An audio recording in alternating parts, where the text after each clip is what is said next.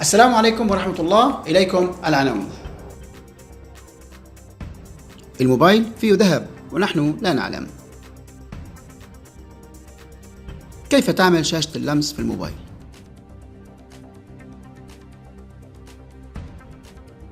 أغرب جوالات نوكيا زمن الطيبين. تعرف إن جوالك فيه ذهب؟ قررت الشركة إنها تستفيد من الأجهزة التالفة وتعيد تدويرها وتحللها لتتحول لبودرة، وهالبودرة بالأخير بتطلع معك قطعة ذهب خالصة. على فكرة نفس شغل أبو إصابة البال اللي عنا، بس أنتوا بتحبوا الأجانب.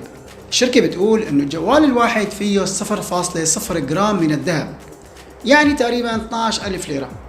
يعني لا تتحمس ولا تكسر موبايلك.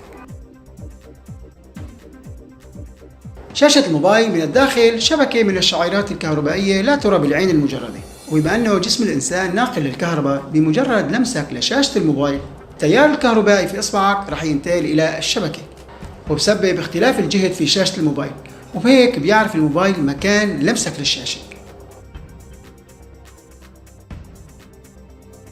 نبدأ من موبايل 7280، تصميمه العجيب يلي بيشبه علم الحمرة الروش. من ميزاته تشغيل الكاميرا والجهاز مسكر، ولما تسحب الغطاء بالخلف بيطلع لك الكاميرا. وفي عنا النوكيا 3650 غسالة يلي تصميم مفاتيحه بتشبه أزرار التليفون القديم أو القرص. وبسنة 2002 فكرة تشغيل فيديو عليه كانت صيحة في عالم التكنولوجيا. أما الجوال 7600 فكان خاص بمهووسين الأزياء والموضة بهذاك الوقت، والسبب تصميمه يلي بيشبه الدمعة. أما الدمعة طبعا 7610 يلي لقبوا الدمعة في كل أنحاء العالم بسبب إنه شكله بيشبه الدمعة. كان أول جوال في تاريخ نوكيا عنده كاميرا بدقة 1 ميجا بكسل.